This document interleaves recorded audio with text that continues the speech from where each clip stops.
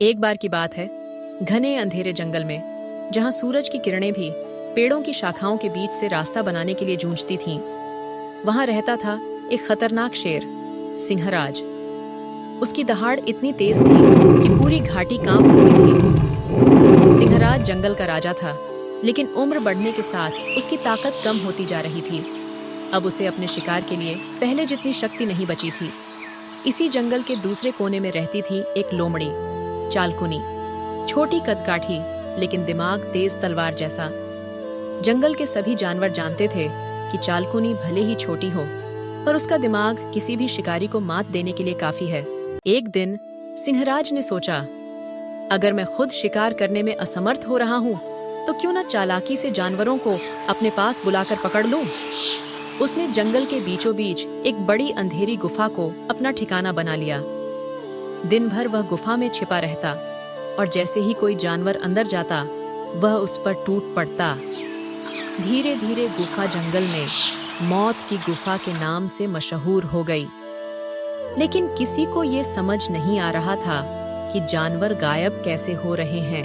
एक शाम जब सूर्य डूब रहा था और आसमान पर लाल पीले बादल तैर रहे थे, लोमड़ी चालकुनी गुफा के पास पहुंची। उसने गुफा के दरवाजे पर चारों ओर पैरों के निशान देखे। वह बुदबुदाई,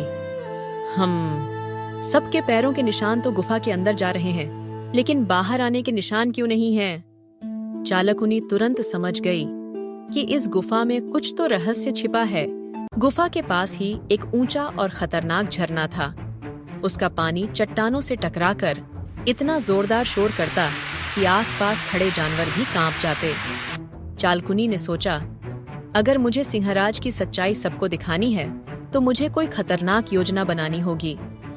उसने झरने के पास पड़े बड़े बड़े पत्थरों को देखा और उसके दिमाग में बिजली सी कौंध गई। अगले दिन शेर अपनी गुफा में शिकार के इंतजार में बैठा था। तभी उसने बाहर से लोमड़ी की आवाज सुनी। हे जंगल के राजा, मैंने सुना है कि आप इतने ताकतवर हैं कि झरने के पानी को भी रोक सकते हैं। क्या ये सच है? सिंहराज अहंकार से हंसा। हा हा हा, मेरे सामने इस जंगल का कोई पानी, कोई जानवर, कोई ताकत नहीं टिक सकती। लोमड़ी बोली, तो फिर साबित कीजिए।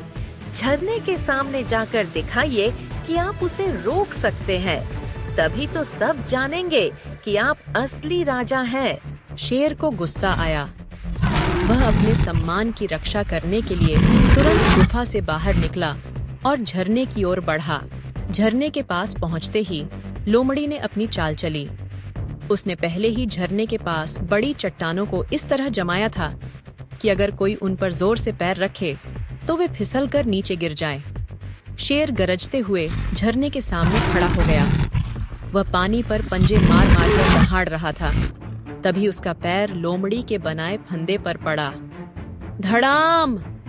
चट्टानें खिसक गईं और शेर सीधे झरने की प्रचंड धारा में गिर पड़ा।